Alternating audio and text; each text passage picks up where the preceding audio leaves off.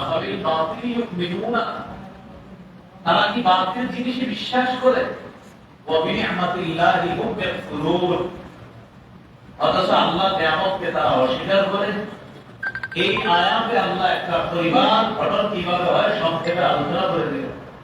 তোমাদের থেকেই বিবি, এক হাদিসে আসছে ফাইন্না হুন্না খুলিকনা মিন দিলাই, নারীকে সৃষ্টি করা হয় পুরুষের পাঁজর থেকে।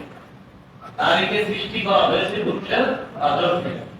তো আল্লাহ বলেন তোমাদের থেকে নারী, নারীদের থেকে তোমাদের সন্তান, সন্তানদের মাধ্যমে তোমাদের নাতি নাতনি, এইভাবে ছেলের নাতি তাদের হতোকরা দাদা দাদি, মেয়ের ঘরের নাতি নাতনি তাদের হতোকরা নানা নানি, এইভাবে একটা পরিবারের সূচনা হয়। পরিবারটা সামনের দিকে এগিয়ে, পরিবার সামনের দিকে এগিয়ে।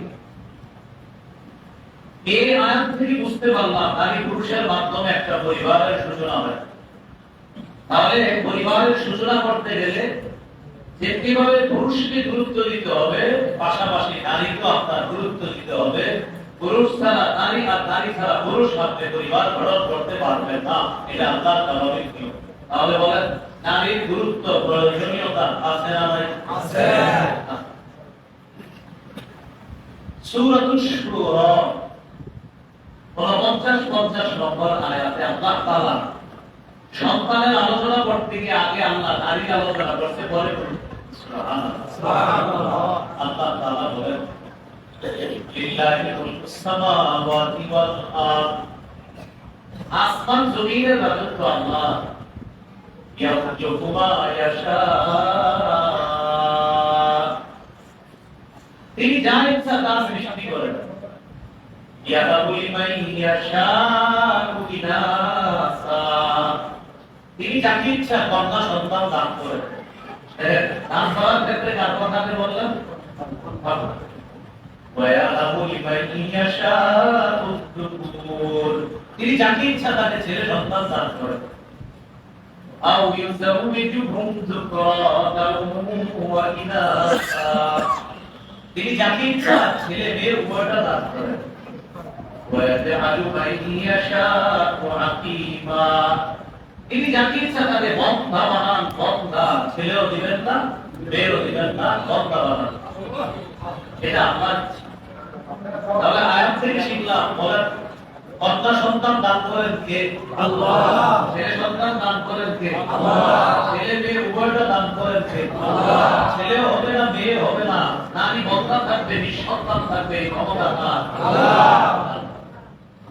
তাহলে আমরা এই আয়াত থেকে বুঝতে পারলাম একটা মেয়ে পরিবারের মধ্যে অনেক গুরুত্ব বুঝাইতে গিয়ে আল্লাহ ছেলে মেয়ের আলোচনা করতে গিয়ে প্রথমে আল্লাহ মেয়ের আলোচনা করছে, পরে ছেলের আলোচনা। এখান থেকে আল্লাহ বুঝায় একটা মেয়ের পরিবারে কতটা গুরুত্ব। কারণ আল্লাহ জানেন কিছু মানুষ আছে তারা মেয়েদেরকে গুরুত্বহীন মনে করবে সমাজ, যেহেতু আল্লাহ আলোচনায় আগে মেয়ের কথা বলতে, পরে ছেলের কথা। আল্লাহ আমাদেরকে আল্লাহ কোরআনের ভাষা থেকে একটা মেয়ের পরিবারে কতটা গুরুত্ব অনুভব করার তৌফিক দান করুন। আমিন। অথচ আমাদের বাস্তবতা, আমাদের সমাজে কন্যা সন্তান হলে চেহারাটা কালো হয়ে যায়।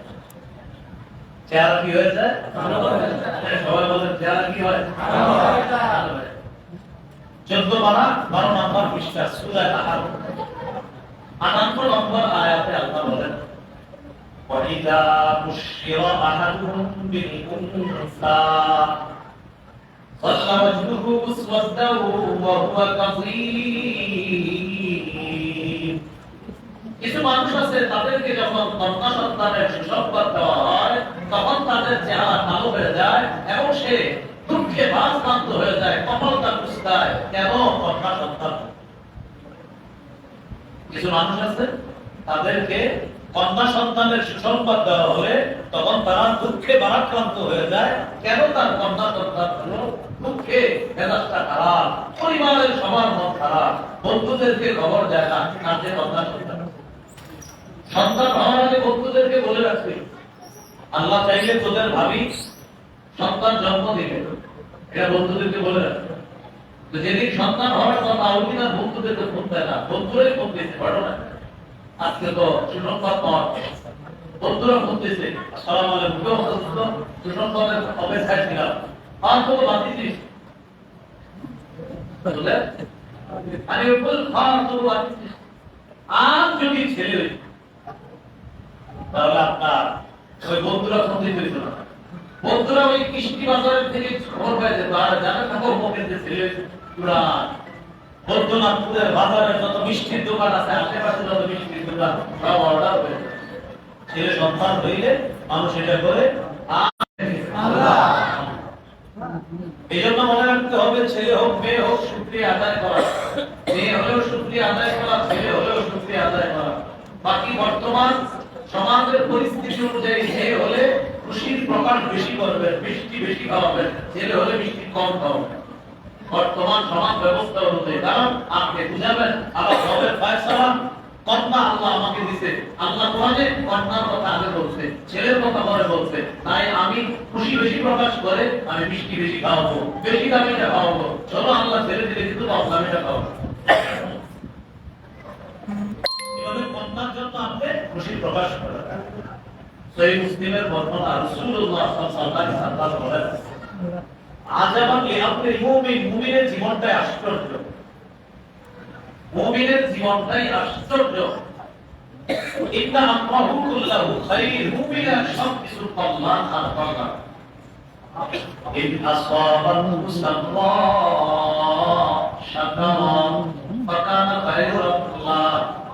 মুমিনের জীবনে যদি কোনো কল্যাণ আসে, মুমিন শুকরিয়া আদায় করে, এটা মুমিনের জন্য উত্তম। وإن أصابته ضراء فصبر فكان خيرا له। মুমিনের জীবনে যদি কোনো অকল্যাণ আসে, মুমিন ধৈর্য ধারণ করে, সবর করে, সবর মুমিনের জন্য কল্যাণ। নবী বলেন শুকরিয়া আদায় এটাও মুমিনের জন্য কল্যাণ, সবর করা এটাও মুমিনের জন্য কল্যাণ। বাকি এই দুইটার মধ্যে বেশি কল্যাণ সবর।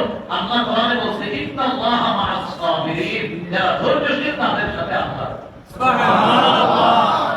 তাহলে মুমিনের জীবন আশ্চর্য। মুমিন আজকে 1000 টাকা ব্যবসায় লাভ করছে, আলহামদুলিল্লাহ। আগামীকাল 100 টাকা লাভ হয়েছে, আলহামদুলিল্লাহ। পরের দিন 5 টাকা লস হয়েছে, আলহামদুলিল্লাহ। বলার পাশাপাশি সবর, ধৈর্য, ইনশাআল্লাহ আবার এই ধৈর্য, এইভাবে ধৈর্য ধারণ করা। নবী বলেন শুকর আদায় করা এটাও মুমিনের জন্য কল্যাণ, সবর করা এটাও মুমিনের জন্য কল্যাণ। তো নবী বলেন সুখের অবস্থা এটাও মুমিনের জন্য কল্যাণ, দুঃখের অবস্থা এটাও মুমিনের জন্য কল্যাণ। তাই আমি নবী বললাম মুমিনের পুরো জীবনটাই আশ্চর্য, তার পুরো জীবনটা কল্যাণ আর কল্যাণ। সুবহানাল্লাহ। তাহলে সুখে শুকরিয়া, বলেন সুখে শুকরিয়া, দুঃখে সবর। সুখের সময় শুকরিয়া আদায় করা, দুঃখের সময় সবর করা। এই জন্য মনে রাখবেন তার মধ্যে যদি 3টা গুণ আসে, 3 গুণ, তাহলে দুনিয়ার সমস্ত সফলতা তার কাছে এসে ধরা দেবে। কোন মানুষের যদি 3টি গুণ অর্জন হয়, দুনিয়ার সফলতাও তার কাছে ধরা দিবে, আখিরাতের সফলতা তো আছে। সালাসুন ইউদরিকু বিহিন্নাল আব্দুল রাওয়ালিবাদ দুনিয়া, 3 গুণের মাধ্যমে মানুষ দুনিয়ার সমস্ত সুখ শান্তি আর সফলতা অর্জন করতে পারে। 1 নাম্বার দুআ ফির রাখা, সুখের সময় যারা বেশি বেশি আল্লাহর কাছে দোয়া করে, সুখের সময় বেশি বেশি দোয়া করে।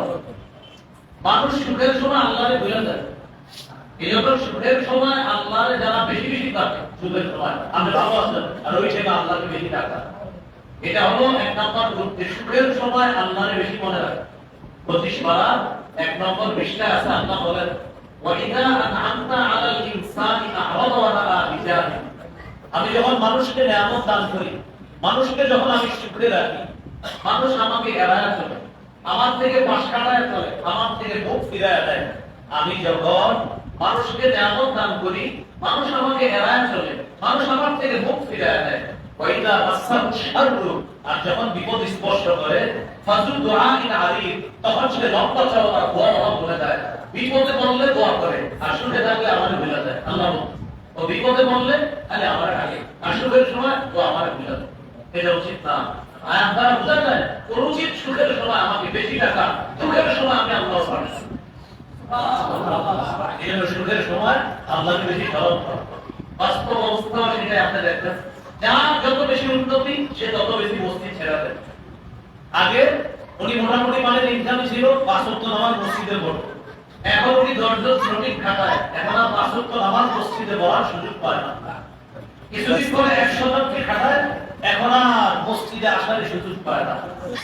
1000 শ্রমিক যদি তার গদিতে থাকে, বাস হয়ে গেছে। ইমাম সাহেব প্রশ্ন করে, নামাজ পড়ে নে? হুজুর এত ব্যস্ত, সুযোগই পাই না। এত ব্যস্ত, সুযোগ পাই না। আল্লাহ সত্য কথা বলছে কোরআনে যে মানুষকে আমি নিয়ামত দিলে ও আমারে এড়ায় চলে, আমারে পাশ কাটায় চলে, ও আমারে পিছনে ফিরে আমাকে পিছনে রাখে না। হুজুর আল্লাহ বলছে ওয়ানা বিজানিহি, ও আমারে পাশে দেয়, আমি আল্লাহকে পিছনে রাখতে চাই যদি আমি নিয়ামত দান করি। আর যখন একটা বিপদে পড়ে, হঠাৎ ব্যবসায় লস, ইমাম সাহেব এসে হুজুর অবস্থা খারাপ, তাড়াতাড়ি দোয়া করে। আল্লাহ বলে বিষয়টা এমন উচিত ছিল না, তুমি সুখের সময় আমার টাকাও ঠিক না কথাটা? বিপদে বললে এসে দোয়া করে। সেই হুজুর এসে তাড়াতাড়ি চিঠি লিখে, হুজুর সমস্যা, ব্যবসা দিন ছিল না, হঠাৎ ধস খায় গেল, কেন? আল্লাহ আমাদেরকে এই গুণটা অর্জন করার তৌফিক দান করেন। আমিন। এই গুণের প্রথম সুখের সময় বেশি বেশি আল্লাহকে ডাকা, আল্লাহর কাছে দোয়া করা। 2 নাম্বার ওয়াসসাবরু ফিল বালা, বিপদে ধৈর্য ধারণ করা। 1 নাম্বার সুখের সময় ডাকা, 2 নাম্বার বিপদে ধৈর্য ধারণ করা, 3 নাম্বার ওয়ারিজা বিল কাযা, আল্লাহর ফয়সালায় খুশি থাকা। সুখের সময় দোয়া করা, বিপদে ধৈর্য ধারণ করা, আল্লাহর ফয়সালায় খুশি থাকা। আলহামদুলিল্লাহ, 1000 লাখ আলহামদুলিল্লাহ, 100 লাখ আলহামদুলিল্লাহ, 1 টাকা লাখ আলহামদুলিল্লাহ, 1 লক্ষ লাখ আলহামদুলিল্লাহ। ফয়সালা কার? আল্লাহ। এই ফয়সালায় খুশি থাকা। তাহলে আমি 3টা গুণ আবার বলছি। সুখের সময় বেশি বেশি দোয়া করা, দুঃখের সময় ধৈর্য ধারণ করা, 3 নম্বর আল্লাহ রাব্বুল আলামিনের ফয়সালায় খুশি থাকা। আল্লাহ আমাদেরকে এই অসাধারণ 3টি গুণ অর্জন করার তৌফিক দান করুন। আমিন। তাহলে এবার বলেন তো, কন্যা হোক ছেলে হোক, এই নিয়ামত কার? আল্লাহ। তাহলে নিয়ামতের সময় কপাল কুঁচকাবো না আলহামদুলিল্লাহ বলবো? আল্লাহ তৌফিক দান করুন। আমিন। তাহলে নিয়ামতের সময় আলহামদুলিল্লাহ বলা, মনে থাকবে তো ইনশাআল্লাহ। এখন মনে হয় আপনার সন্তান হইল, ছেলে হোক বা মেয়ে হোক, আমরা খুশি, তো সন্তান হল। এখন এই যে সন্তান হবে, সন্তান হওয়ার ফয়সালাটা আল্লাহর পক্ষ থেকে কখনো তাড়াতাড়ি হইতে পারে, কখনো বিলম্ব হইতে পারে। কখনো 1-2 বছরের মাথায় সন্তান হবে, কখনো 5-7-10 বছরের সন্তান হইতে পারে, কখনো 50-60 বছরের হইতে পারে, 90 বছরের আল্লাহ সন্তান। ইব্রাহিম আলাইহিস সালাম বয়োবৃদ্ধ হয়ে গেছে। সারা আলাইহিস সালাতু ওয়াস সালাম তার বিবি প্রথম স্ত্রী পরামর্শ দিলেন, কেউ তো আমি বন্ধা নারী, আমার মনে হয় সন্তান হবেই না, আপনি হাতের হাতে বিয়ে করুন। তো বিয়ে করাইছে, করানোর পর আল্লাহ রাব্বুল আলামিন ওই বয়সে তাকে পুত্র সন্তান দান করলেন, ইসমাঈল আলাইহিস সালাতু ওয়াস সালাম। তো বড় স্ত্রীর ভাবনা ছিল আমি মনে হয় বন্ধা, আমার মনে হয় সন্তান হবে না। একদিন একজন ফেরেশতা ইব্রাহিম নবীর কাছে আসছে, 26 পারা 20 নম্বর পৃষ্ঠা আল্লাহ তাআলা আলোচনা করতে এই ব্যাপারে। 12 পারা 8 নম্বর পৃষ্ঠায় আলোচনা আছে, 26 পারা 20 নম্বর, 12 নম্বর পারা 8 নম্বর পৃষ্ঠা, 14 নম্বর পারা 3 নম্বর পৃষ্ঠায় আলোচনাগুলো সুন্দরভাবে আছে। আমি টোটাল আলোচনাটা সংক্ষেপে বলে দিচ্ছি। একদল ফেরেশতা ইব্রাহিম নবীর কাছে আসার পর ইব্রাহিম নবী দেখলেন একদল মানুষ তার ঘরে ঢুকছে, বুঝতে পারেন নাই তারা যে ফেরেশতা। ইব্রাহিম নবীর অভ্যাস হলো অপরিচিত কেউ তার ঘরে দেখলে তিনি ভাবতেন তারা আমার মেহমান, আর মেহমানকে মেহমানদারি করা। মেহমানরা যখন তার ঘরে ঢুকলেন, ঢোকার পর ফাকালু সালামা, তারা ইব্রাহিম নবীকে সালাম দিলেন। ক্বালা সালামুন কওমুন মুনকারুন, ইব্রাহিম নবী সালামের জবাব দিলেন আর মনে মনে চিন্তা করলেন এরা তো অপরিচিত মানুষ, নিশ্চিত মুসাফির হবে, আমার ঘরে মেহমান হয়েছে, আমি মেহমানদারি করতে হবে। এই কথা বলার পর ইব্রাহিম আলাইহিস সালাতু ওয়াস সালাম কি করলেন? ফারামা ইলা আহলিহি, তাড়াতাড়ি পরিবারের কাছে গেলেন। স্ত্রী সারা আলাইহিস সালাম ভিতরে আছে, তার কাছে গেলেন। ফাজাআ বিইজলিন সাবিল, একটা মোটা তাজা গরুর বাচ্চা ফ্রাই করে, গরুর একটা মোটা তাজা বাচ্চা ফ্রাই করে মেহমানদের জন্য নিয়ে আসছে। যেমন আগুনের মধ্যে ফ্রাই করা, তারা খুব ভালোভাবে জানতেন এগুলো আগের দিনে মানুষ আপনার এইভাবে আগুনে সিদ্ধ করে তারা খাইতেন। এইভাবে ফ্রাই করে নিয়ে আসছে মেহমানদের সামনে। আনার পর ফাকাররাবাহু ইলাইহিম, মেহমানদের সামনে খাবার পেশ করছে। খাবার পেশ করার পর একটুটুকু অংশ 26 নম্বর করা আছে। 12 নম্বর পরে আছে খাবার পেশ করছে তাদের সামনে কিন্তু খাবার খায় না মেহমান। 12 নম্বর পরে এইভাবে আছে ফালাম্মা রা আইদিয়াহু লা তাসিলু ইলাইহি নাকিরাহু। ইব্রাহিম নবী যখন দেখলেন মেহমানদের হাত খাবারের দিকে যায় না, মনে মনে ভয় পেয়ে গেলেন, ঘটনা খায় না কেন? এবার ইব্রাহিম নবী মেহমানদেরকে বললেন আলা তাকুলুন, আমরা কি খাবেন না? ইব্রাহিম নবী বললেন আলা তাকুলুন, খাবেন না?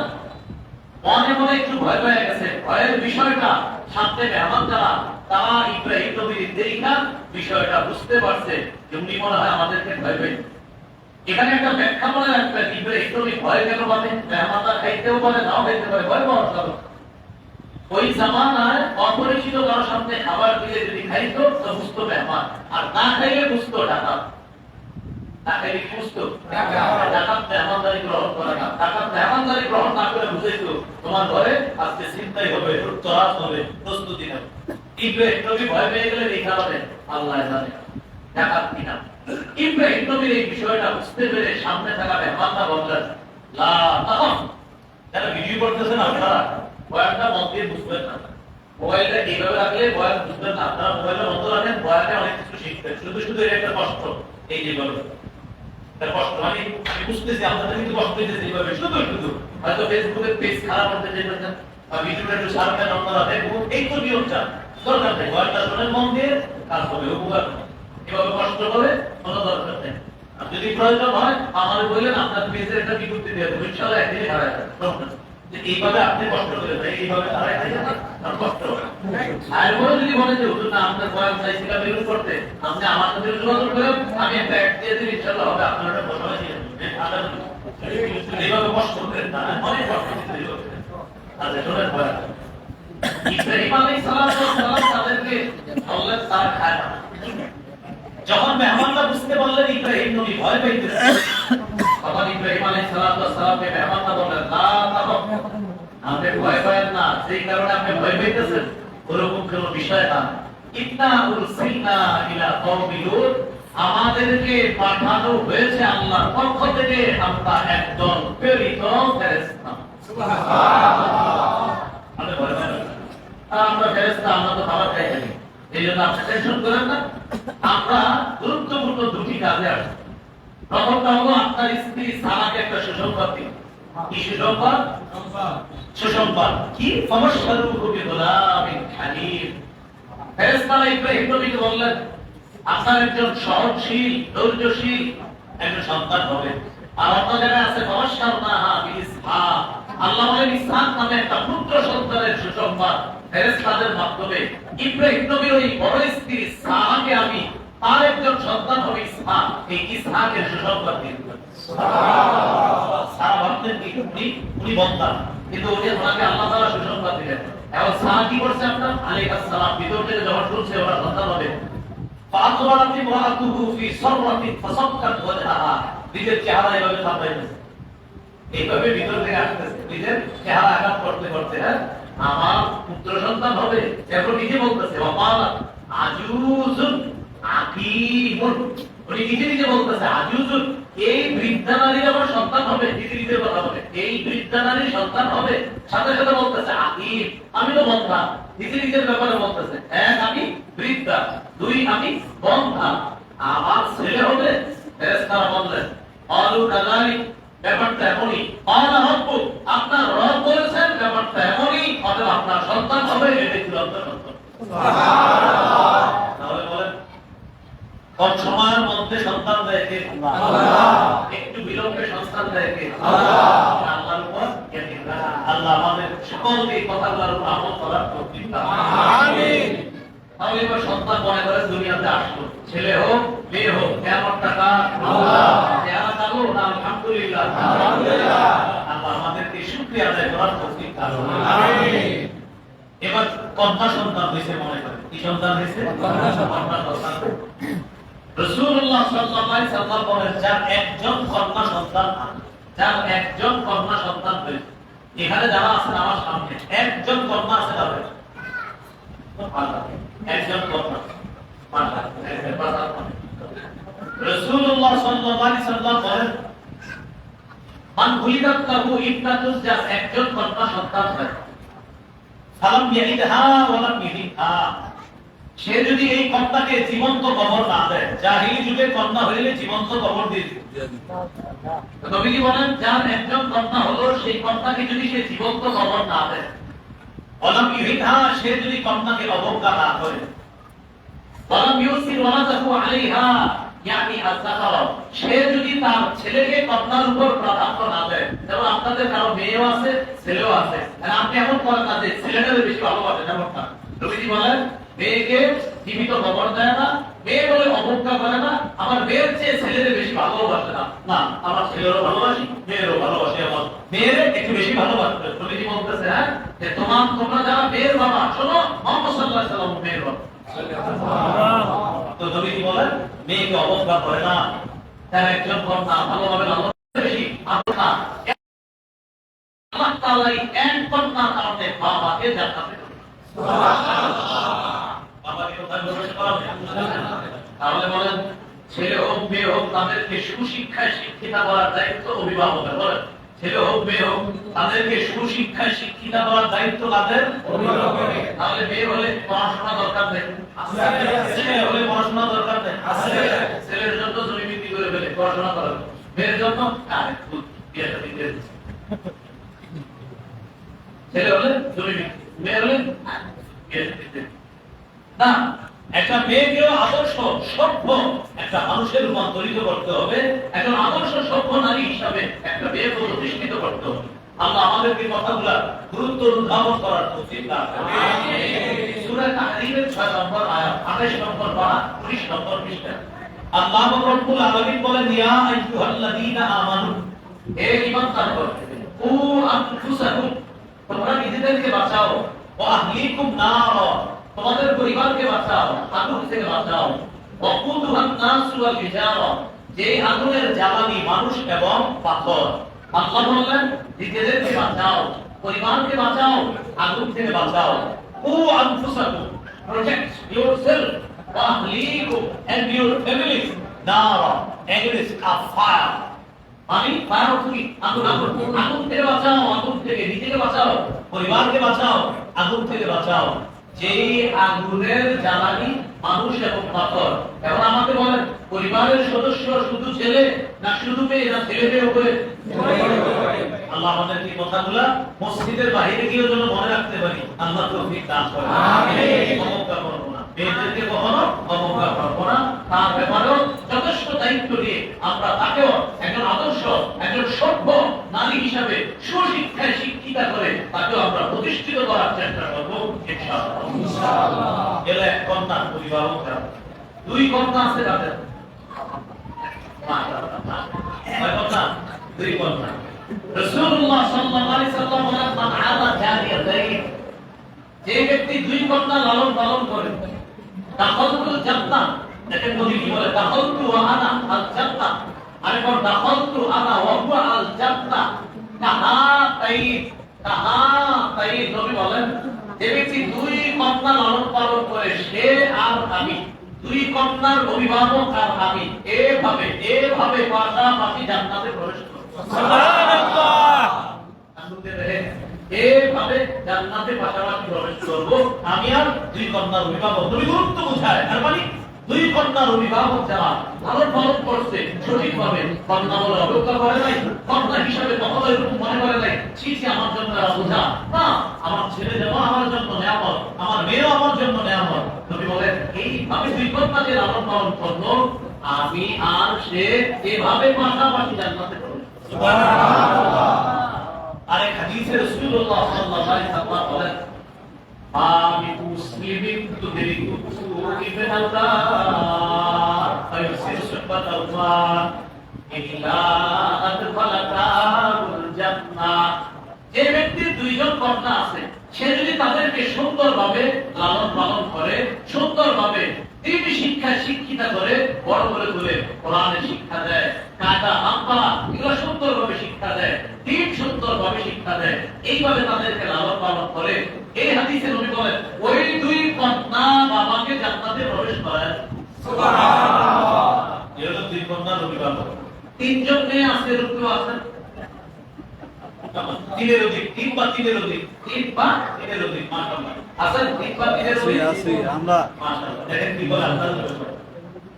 قال رسول الله صلى الله عليه وسلم رسول الله صلى الله عليه وسلم বলেন মান কানাত লাহু সালাসু বানাত, যার তিনজন কন্যা ফায়ুবিহিন্না, এই তিন কন্যাকে বাবা সুন্দরভাবে তাদেরকে আশ্রয় দেয়, ওয়ায়াকফিহিন্না, বাবা তাদের জন্য যথেষ্ট হয়, এইভাবে সবসময় সান্ত্বনা দেয়, আল্লাহ ভরসা আমি আছি ইনশাআল্লাহ, এইভাবে বাবা সান্ত্বনা দেয় মেয়েদেরকে, ওয়ায়ারহামুন্না, তাদের প্রতি দয়া করে মায়া করে কন্যা হিসাবে যা যা প্রয়োজন তাদের, আমরা জানি মেয়েদের অনেক কিছু প্রয়োজন হয়, একটা ছেলের তুলনায় একটা মেয়েকে লালন পালন করা তার একটু আপনার পোশাকের বেশি প্রয়োজন হয়, একটা ছেলের যতটুকু পোশাক লাগে একটা মেয়ের তার চেয়ে বেশি লাগে, এইভাবে বাবা ওই মেয়েটাকে মায়া করে মমতা দিয়ে বড় করে। নবীজি কি বলে দেখেন, ওয়াজাবাত লাহুল জান্নাহ আল মাক্তাবা, অবধারিতভাবে এই বাবার জন্য জান্নাত ওয়াজিব হয়ে যায়। সুবহানাল্লাহ। বলছেন অবধারিতভাবে এই বাবার জন্য জান্নাত ওয়াজিব হয়ে যায়। তিনজন বোন আছে, কারো এরকম আছে তিনজন বোন, মাশাআল্লাহ মাশাআল্লাহ বোন, নবীজি কি বলে দেখেন, আপনারা আছে না মাশাআল্লাহ মাশাআল্লাহ, বলে খুব প্রিয় তিনজন, ওই যে কন্যাদের এরকম লালন পালন করেন, বোনদেরকে এরকম লালন পালন করেন। রাসূলুল্লাহ সাল্লাল্লাহু আলাইহি সাল্লাম বলেন লা ইয়াকুনু লি আহাদিন সালাসু বানাত, কারো যদি তিনজন কন্যা থাকে, কারো যদি তিনজন কন্যা থাকে, অথবা তিনজন বোন থাকে, ফায়ুহসিনু ইলাইহিন্না, এই বোনদেরকে অথবা কন্যাদেরকে সুন্দরভাবে লালন পালন করে। বোন আছে, বোনের কখনো বাবা রোমান বুঝতে দেয় না, মনে করেন অনেক বাবা মারা যায়, ভাই আছে বোন আছে কিন্তু বাবা মারা গেছে, এখন ওই বোনটার বিয়ে হয় না, তো বোনটার স্বাভাবিকভাবে দায়িত্ব তার উপর চলে আসে, বোন বলে কখনো অবজ্ঞা করে না, সুন্দরভাবে লালন পালন করে। নবীজি বলেন ইল্লা দাখালাল জান্নাহ, এই ভাই এই বাবা জান্নাতে প্রবেশ করবে। সুবহানাল্লাহ। তাহলে বোনদের যত্ন নেওয়া, কন্যাদের যত্ন নেওয়া, আল্লাহ আমাদের সকলকে প্রতিটা পরিবারে পুরুষের পাশাপাশি নারী মেয়েদেরকে বোনদেরকে আল্লাহ যথেষ্ট গুরুত্ব দেওয়ার তৌফিক দান করুন। আমিন। কথাগুলো যেন সবাই বুঝতে পারি, আল্লাহ তৌফিক দান করুন। আমিন।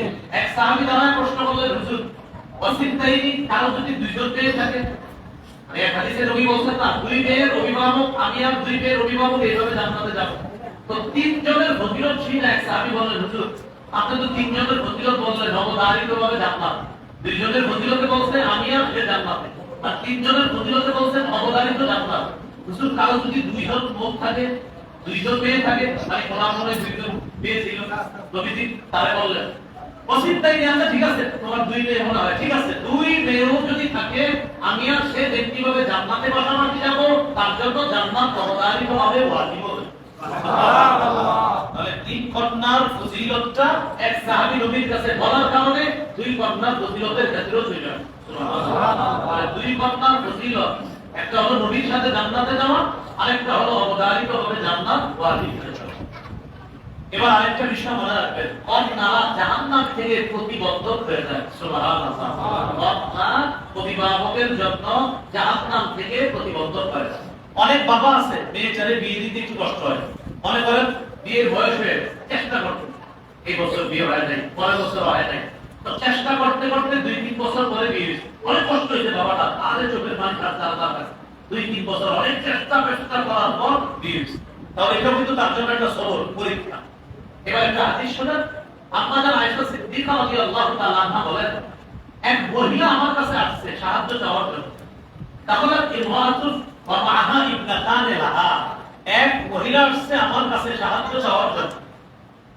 মহিলা আমার কাছে আসার পর ফাসালাত, আমার কাছে সাহায্য চেয়েছে, আলাম তাজিদ ইনদি গায়রা তামরা, আমার কাছে ঘরে একটা খেজুর ছাড়া ঘরে আর কিছুই নেই, আমার কাছে সাহায্য চেয়েছে, আমার ঘরে খেজুর ছাড়া আর কিছুই নেই। আমি কি করলাম, মহিলাকে ওই একটা খেজুর দিয়ে দিলাম। মহিলার সাথে মেয়ে আছে কয়জন? দুইজন মেয়ে আছে। মহিলা আছে, মহিলার সাথে তার দুই মেয়ে, আমার কাছে সাহায্য চেয়েছে, ঘরে তালাশ করে দেখলাম দেওয়ার মতো কিছু নাই, একটা খেজুর আছে। আমি তাকে খেজুরটা দিয়ে দিলাম, একটা খেজুর ঘরে আছে, এটাই দিয়ে দিলাম।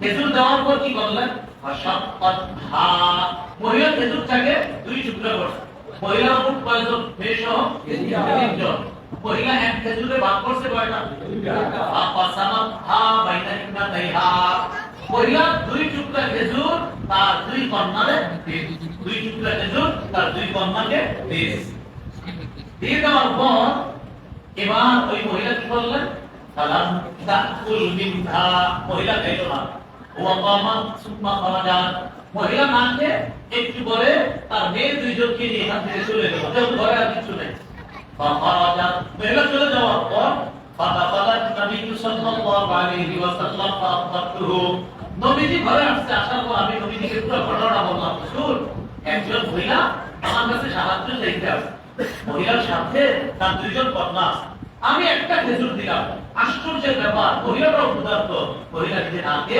এই খেজুর দুই টুকরা করে তার দুই কন্যাকে দিছে হুজুর মহিলাটা মনে হয় মেয়েদেরকে নিয়ে খুব অভাবের মধ্যে আছে নবীজি বললেন আয়েশা মানবী তুলিয়া মিন খাদিহিল বানাত কুন্না লাহু সিতরাম মিনান নার দুনিয়াতে মেয়েদেরকে নিয়ে যে অভিভাবক পরীক্ষার মধ্যে পড়ে মানবী তুলিয়া মিন হাজিহিল বানাত যাদেরকে দুনিয়াতে মেয়ে দিয়ে পরীক্ষার মধ্যে ফেলা হয় এই মেয়েরা কিয়ামতের ময়দানে অভিভাবকের জন্য জাহান্নাম থেকে প্রতি বছর হয়ে দাঁড়াবে ওই বাবাকে জাহান্নাম থেকে মুক্তির কারণ সুবহানাল্লাহ এজন্য মাঝে মাঝে দেখবেন ভুলটার বিয়ে না হইলে ভাই পেরেশান আহারে 2-3 বছর বিয়ে হচ্ছে না পেরেশান একটু ধৈর্য ধরবেন সবর চিন্তা করবেন এটা পরীক্ষা আর এই পরীক্ষার ফলাফল জাহান্নাম থেকে প্রতিবন্ধক আল্লাহ তাকে জান্নাত দান সুবহানাল্লাহ রাসূলুল্লাহ সাল্লাল্লাহু আলাইহি সাল্লামের চারজন কন্যা এর মধ্যে সবচেয়ে আদর করতেন বেশি কাকে ফাতেমা রাদিয়াল্লাহু তাআলা আনহা ছিলেন সবচেয়ে আদরের কন্যা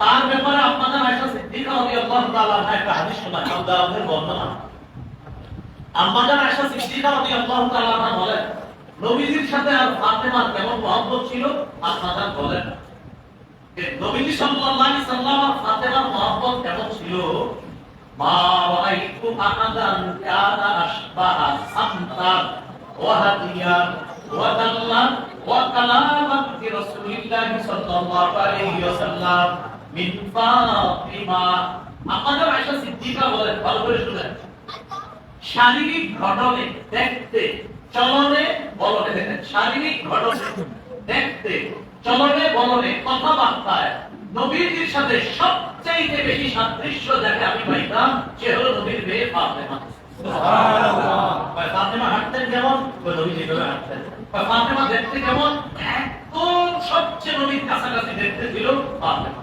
সুবহানাল্লাহ এর মানে ফাতেমা রাদিয়াল্লাহু তাআলা আনহা দেখতে আমাদের নবীর আকৃতি বেশি তো বলতেছে ফাতেমা দেখতে একদম নবীর মতো আর কথা নবী যেভাবে কথা বলতেন ফাতেমা এসে কথা বলতেন আর কি নবীজি যেতে চলতেন ফাতেমা এভাবে চলতো নবীজি যেইভাবে একদম পুরো শারীরিক যেইভাবে নবীজি নড়াচড়া কথাবার্তা ফাতেমা এইভাবে কথা বলতেন কত মহব্বত ছিল জানো ফাতেমা নবীর মধ্যে মাঝে মাঝে ফাতেমা বাবার কাছে আসতেন আসার পর বাবা ইলাইহা নবীজি নিজে বসা থেকে উঠা মেয়ের কাছে দৌড়ে যেতেন মা আসছো তুমি এইভাবে দৌড়ে গিয়ে কি করতেন বাবা ইলাইহা ফাআখাযা বিয়াদাইহা হাত ধরতেন নবীজি এইভাবে মেয়ের হাত ধরতেন ধইরা নিয়ে আসতেন আসার পর আজলাসাহা ফি মাজলিসিহি নবীজি নিজের জায়গায় মেয়ে ফাতেমাকে বসায় দিতেন মা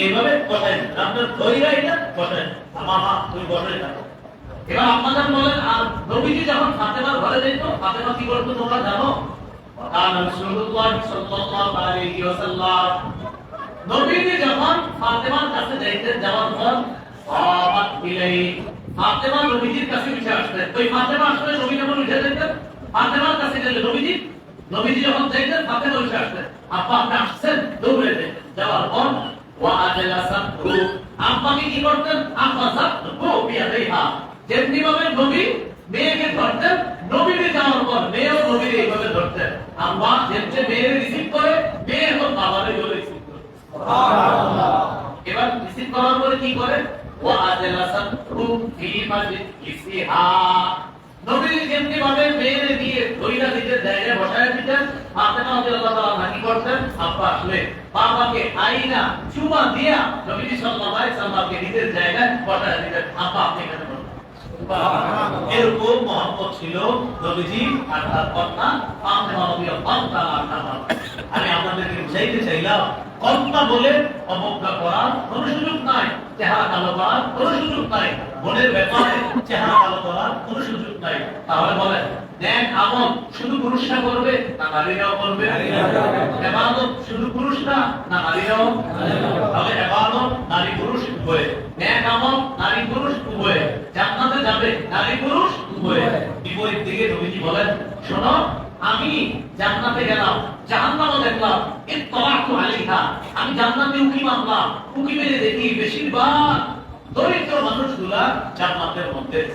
আমি জাহান্নামে উকি মারলাম, উকি মেরে দেখলাম রাইতু আকসারা নিসা, বেশিরভাগ নারী আমি দেখলাম জাহান্নামে। নবী এই কথা বলছে, এটা আমার আপনার ভাবনার কথা। বেশিরভাগ নারী নবী দেখছে জাহান্নামে। আল্লাহ না করেন যদি আমার মা হয়ে যায়, আল্লাহ না করেন যদি আমার মেয়ে হয়ে যায়, আল্লাহ না করেন যদি আমার বিবি হয়ে যায়, আল্লাহ না করেন যদি আমার কন্যা হয়ে যায়। কারণ নারীরা কে হবে? নারীরা তো আমাদের মধ্যেই কোনো নারীরা হবে। নবী বলেন, দেখলাম বেশিরভাগ নারী জাহান্নামে। প্রিয় অভিভাবক, আমি আপনি আমার সন্তানকে, আমার কন্যাকে এমন ভাবে বড় করতে হবে যেন আমার কন্যাটাও এই শিক্ষায় শিক্ষিতা হয়ে একজন জান্নাতি রমণী হয়ে দুনিয়া থেকে যেতে পারে। আল্লাহ তৌফিক দান করুন। আমিন। তাহলে একজন আদর্শ দিনদার নারী এটা জরুরি সমাজের জন্য। এখন বুঝে থাকলে আলোচনা, বুঝে থাকলে বলেন, পরিবার গঠন হয় শুধু পুরুষ দিয়ে? নারীরও দরকার আছে। তাহলে বলেন, দিনদার পুরুষ, বলেন দিনদার পুরুষ, দিনদার নারী, দিনদার নারী, দুজনের মাধ্যমে দিনদার পরিবার, দিনদার পরিবার, দিনদার পুরুষ, দিনদার নারী, উভয়ে মিলে দিনদার পরিবার। তাহলে কি শিখলাম? যেমনিভাবে আমি দিনদার হতে হবে, বিবিও দিনদার হতে হবে। এখন বিবি, নারীরা যেন দিনদার হয়, এই তারা যেন দিন শিখতে পারে, দিন শিখার সুন্দর একটা বর্তমান পদ্ধতি মহিলা মাদ্রাসা। কোন মাদ্রাসাগুলো? এই মাদ্রাসায় একটা মেয়ে এমন এমন মাসালাগুলো জানতে পারে। দেখেন, মেয়েরা এমন কিছু মাসালা আছে যেটা একজন পুরুষের কাছে জিজ্ঞাসা করতে পারে না।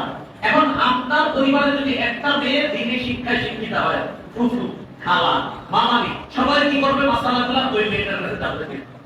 একটা মেয়ে দ্বীনি শিক্ষায় শিক্ষিত হলে এই পরিবারের যত 14 গোষ্ঠীর মহিলারা আছে সবাই বলবে, আচ্ছা আমাদের অমুকের মেয়েরা মাদ্রাসায় পড়ছে, বাহা, আচ্ছা ওরা একটু ফুটতে জিজ্ঞাসা করতো মাসালাটা। তাহলে একটা মেয়ে কোন দিনদার পরিবারের মধ্যে দ্বীন শিক্ষায় শিক্ষিত হওয়া পুরো একটা পরিবারের আলোর কারণ হয়ে যায়। আর এই দ্বীন শিক্ষায় শিক্ষিত মেয়েটা যখন একটা পরিবারে যাবে, ওই পরিবারটাকে সে আলোকিত করতে পারবে বলে আমরা আশা রাখছি, ইনশাআল্লাহ। ইনশাআল্লাহ। এটা তো রাসূলুল্লাহ সাল্লাল্লাহু আলাইহি ওয়াসাল্লাম বলেন, الدنيا متاع وخير متاع الدنيا المرأة الصالحة। সহিহ মুসলিম শরীফের হাদিস 3535 নম্বর হাদিস। এই হাদিসের মধ্যে রাসূলুল্লাহ সাল্লাল্লাহু আলাইহি ওয়াসাল্লাম বলেন, এই দুনিয়া হলো ভোগের জায়গা। এই দুনিয়ার মধ্যে সবচেয়ে শ্রেষ্ঠ সম্পদ একজন দিনদার নারী। এই দুনিয়ার শ্রেষ্ঠ সম্পদ একজন দিনদার নারী। এবার আমার সাথে বলেন, আমরা পুরুষদের জন্য, বলেন আমরা পুরুষদের জন্য সৌভাগ্যের চার লক্ষণ। বলেন তো, আমরা পুরুষের সৌভাগ্যের লক্ষণ কয়টা?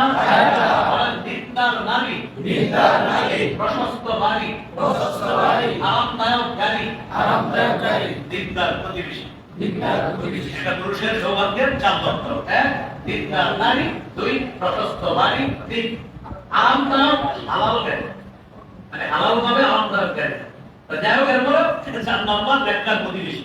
এক নম্বর দিনদার নারী, একজন নেককার বিবি।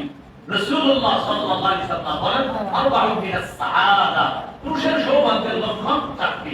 এক নম্বর আল মারআতুস সালিহা, দিনদার নারী, নেককার নারী। দুই নম্বর ওয়াল মাসকানুল ওয়াসি', প্রশস্ত বাড়ি। এমন একটা প্রশস্ত বাড়ি আবার হালাল টাকায় হতে হবে, চেষ্টা করুন। এক প্রথমটা জরুরি, দিনদার নারী, দুই প্রশস্ত বাড়ি। তিন নম্বর আল মারকাবুল হানি, একটা আরামদায়ক গাড়ি, একটা আরামদায়ক গাড়ি, সেটা হালাল টাকায় হতে হবে। চার নম্বর আল জারুস সালিহু, একজন নেককার প্রতিবেশী। এই চারটার মধ্যে দুইটা বেশি জরুরি, দিনদার বিবি আর দিনদার প্রতিবেশী। বিবি যদি দিনদার হয় আর প্রতিবেশী যদি দিনদার হয়, ঘরটা ইনশাআল্লাহ জান্নাতে একটা ধরবে। সুবহানাল্লাহ। আপনার বিবি আছে ঘরে দিনদার, আবার পাশের ভাইও দিনদার, পাশের ভাইয়ের স্ত্রীও দিনদার। দিনদার বিবিরা সম্পর্ক, দিনদার প্রতিবেশী সম্পর্ক, পুরো পরিবেশটা হয়ে যাবে। এজন্য দিনদার প্রতিবেশী এটাও কিন্তু একটা জরুরি বিষয়। আল্লাহ আমাদেরকে বুঝার তৌফিক দান করেন। আমিন। প্রতিবেশীর কাছের এক নারকেল নিয়ে সকালে ঝগড়া শুরু হয়, এসার আগেও সেই ঝগড়া কিন্তু থামে না। একটা বড়ি পড়া নিয়ে ঝগড়া শুরু হয়, সেটা রাত পর্যন্ত কিন্তু থামে না। একটা দিনদার পরিবার যদি হয় তখন এই ঝগড়ার আর প্রয়োজন হবে না। একটা দিনদার প্রতিবেশীর কি ফায়দা? সকালে ফজরের সময় আপনারা বলবেন আব্দুর রহমান ভাই আছেন, মসজিদে দেখতেছি চলেন। দিনদার প্রতিবেশী আপনাকে ফজরে নিয়ে যাবে, দিনদার প্রতিবেশী আপনাকে জোহরে ডাকবে, দিনদার প্রতিবেশী আপনাকে আসর মাগরিব এসে স্মরণ করায় দিবে। আব্দুর রহমান ভাই আমাদের সময় হলেও তো যাবেন না, আমার উনি আপনাকে একদিন ডাকবে। আব্দুর রহিম ভাই আমাদের সময় হয়ে গেছে, আপনি যাবেন না। এই হলো দিনদার প্রতিবেশীর উপকারিতা। আল্লাহ আমাদেরকে এই চারটা সৌভাগ্যের লক্ষণ প্রতিটাই যেন অর্জন করতে পারে, আল্লাহ তৌফিক দান করেন। এর মধ্যে অন্তত দুইটা যেন জরুরি ভিত্তিতে আল্লাহ আমাদেরকে দান করেন। একটা হলো দিনদার নারী, দান করেন মানে যাবো বউ আছে তারা যেন দিনদার হয়ে যায়, আর প্রতিবেশী যারা তারাও যেন দিনদার হয়। যুবক যারা এখনো বিয়ে করেননি আপনাদেরকে আল্লাহ দিনদার স্ত্রী মিলায়। কয়েকদিন পরে আমার একটা সংকলন আছে মিম্বরে আমানত। এই মিম্বরে আমানতের প্রথম খণ্ডটা যারা বিয়ে করেছে সবাই করে করে প্রথম খণ্ডটা একদম বিয়ের আগে কি কি আপনার করণীয় লম্বা আলোচনা আছে, আর যারা বিয়ে করছেন নতুন নতুন বিয়ের পরে কি কি করণীয় লম্বা আলোচনা। সন্তানের 64 অধিকার সম্পর্কে প্রথম খণ্ডটা সাজানো হয়েছে। আজকের মেয়েদের সম্পর্কে যে আলোচনাগুলো এই প্রথম খণ্ডের টোটাল আলোচনাটা আপনি পাবেন। এইভাবে আমরা জানলাম একটা দিনদার নারী আমাদের সৌভাগ্যের লক্ষণ। তাহলে বলেন আমার ঘরের স্ত্রী দিনদার হওয়া জরুরি, মেয়েটা দিনদার হওয়া জরুরি, আমার বোন দিনদার হওয়া জরুরি। তো তারা যেন দিনই শিক্ষাটা একটা প্রতিষ্ঠানে পায়, প্রাতিষ্ঠানিক ভাবে পায়। এই জন্য আপনাদের এলাকার নাগপুর জামিয়া দারুল উলুম, মানে আমি ওইদিকে তাকাই ওখানে লেখা আছে নাগপুর জামিয়া দারুল উলুম মহিলা মাদ্রাসা। এটা আপনার একটা সুন্দর প্রতিষ্ঠান। এখানে আপনারা আপনাদের কন্যাকে ইনশাআল্লাহ দিতে পারেন। আদর্শ সুশিক্ষায় শিক্ষিত করার জন্য আমরা ইনশাআল্লাহ এটাকে সুন্দর একটা প্রতিষ্ঠান হিসেবে দিতে পারি। কি বলেন ইনশাআল্লাহ? ইনশাআল্লাহ। আল্লাহ তাআলা তৌফিক দান করেন। আল্লাহ আমাদের সকলকে যে আলোচনাগুলো আজকে শুনলাম বললাম, এর মধ্যে সবচেয়ে গুরুত্বপূর্ণ আলোচনা শুরুর অংশের কথাগুলো আমি আপনাদের কাছে জানতে চাই। সবাই বলবেন তো আলোচনা শুনে থাকলে মেয়েদেরকে আল্লাহ, ছেলেদেরকে আল্লাহ, পরিবার শুরু হয় কি দিয়ে? ইবাদত করবে না আল্লাহ, ইবাদত করবে না নারী, ইবাদত করবে না নারী। পরিবার সূচনা হয় কি দিয়ে? সন্তান হইতে পারে ছেলেও মেয়েও। আল্লাহ কোরআনে আমি তার কথা বলছে, নারী কথা বলছে। নারী হইলে জন্য মিষ্টি বেশি দামি খাওয়াবো, মেয়ে হইলে বেশি দামি মিষ্টি। মনে থাকবে ইনশাআল্লাহ। আমার প্রথম সন্তান মেয়ে, আমার প্রথম মেয়ে, এরপরে হলো ছেলে। প্রথম মেয়ে হওয়ার পরে স্পঞ্জ মিষ্টি খাওয়াইছিলাম সবাই, ছেলে হওয়ার পরে রসগোল্লা হয়। আমার জিজ্ঞাসা করছে আমাকে শুনিয়ে আপনি মেয়ে হইলো রমজান মাসে আপনার স্পঞ্জ মিষ্টি খাওয়াইলেন বেশি দামি, আর ছেলে হওয়ার পরে রসগোল্লা খাওয়াইলেন। আমি বললাম আল্লাহ তাআলা আমি বিয়ের কথা বলছে তো জন্য আপনাদের কাছে দামিটা খাওয়াইছি। এখন আমি কম দামি খাওয়াইছি, আপনাদের সবাইকে বুঝে গেলাম আপনারও মেয়ে হইলে বেশি দামিটা খাওয়াবেন, ছেলে হইলে একটু কম দামিটা খাওয়াবেন, খুশিটা বেশি খাওয়াবেন।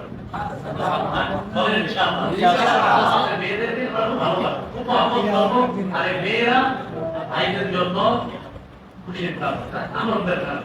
বাবার জন্য মেয়েরা আনন্দের কারণ। সারাদিন কৃষিকাজে কাজ করে আসবেন, আসার পর দেখবেন আপনার খারাপ হয়েছে দিবে, শরীরের বিষয় দিবে, মুখটা বিষয় দিবে, তাড়াতাড়ি একটা সর্বদাই না আপনারা দিবে। ঘর থেকে বের হওয়ার সময় দেখবেন মেয়েটা আগে দৌড়ে আসবে, বাচ্চা মেয়ে সব মেয়েটা দৌড়ে আসবে, বাবা কোথায় যাও। মেয়ে এদের মায়া করা, দেখেন মেয়েদেরকে একটু কেন বেশি ভালো রাখবেন? ও তো আপনার ঘরে সস্তা থাকবে না, একদিন চলে যাবে। এই জন্য ওরা একটু সময় বেশি দিলে ও থাকবে না, চলে যাবে, ওরা বেশি সময় থাকবে।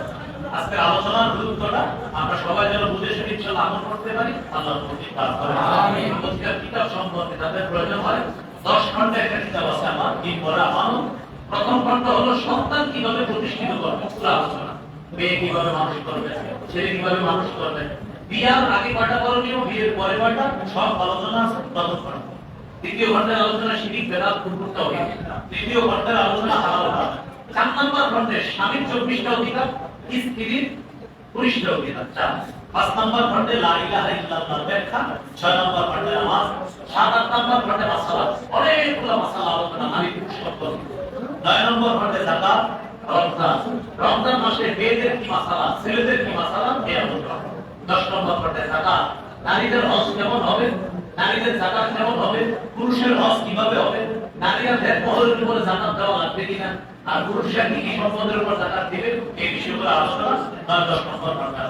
আপনাদের কারো প্রয়োজন হলে আমার গাড়ি ড্রাইভার সাহেব নিয়ে আসতে কিতাব ওখান থেকে সংগ্রহ করতে পারে। সময় হলো আমি গাড়িতে যাওয়া পর্যন্ত এই 1-2 মিনিটের মধ্যে যে কয়েকজন পারে সংগ্রহ করতে পারে, যদি প্রয়োজন হয় আমাদের ড্রাইভার ভাই নিয়ে আসতে ওনার কাছ থেকে সংগ্রহ করতে পারেন। আজকে পর্যন্ত আল্লাহ রব্বুল আলামিন আমাদের সকলকে গুরুত্ব উদ্ধাপন করে ছেলে মেয়ে উভয়কে দিনী শিক্ষায় শিক্ষিত শিক্ষিতা হওয়ার তৌফিক দান করেন। আমিন। ওয়া আখিরু দাওয়ানা আলহামদুলিল্লাহি রাব্বিল আলামিন। আলহামদুলিল্লাহ وعلى آله وصحبه أجمعين ربنا صل الله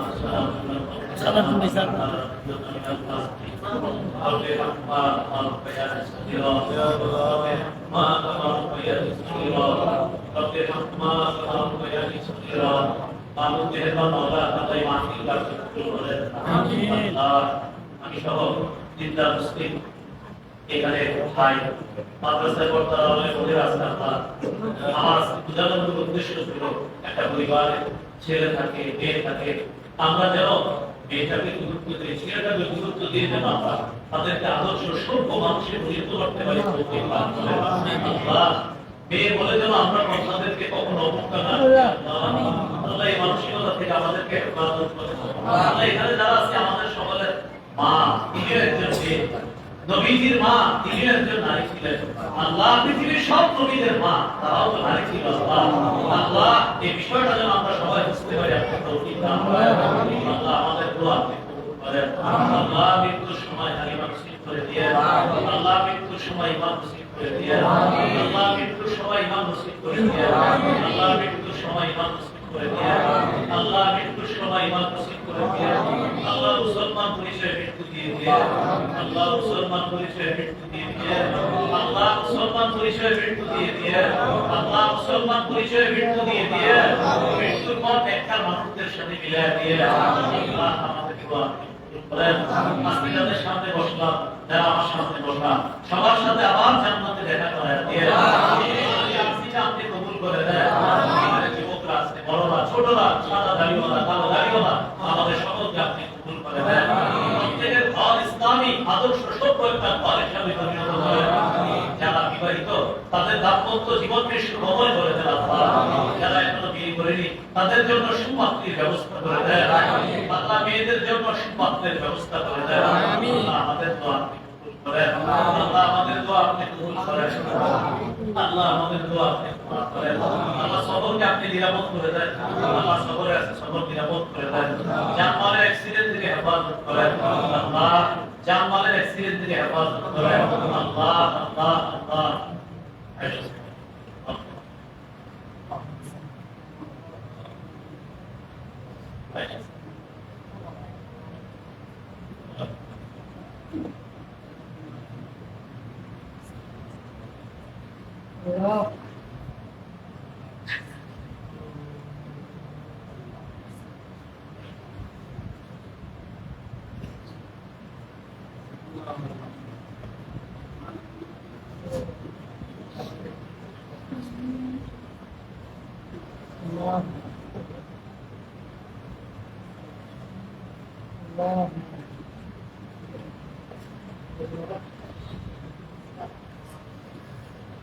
আল্লাহ এই মজলিসকে আপনি কবুল করেন। আল্লাহ মসজিদের ইমাম, হাসিব, মুয়াজ্জিন, সভাপতি, মুতাওয়াল্লি, মাদ্রাসার মুহতামি, মাসরাতুল্লাহ, তালিবাত, আলিমাত, তালিমাত সকলকে আপনি কবুল করে দেন।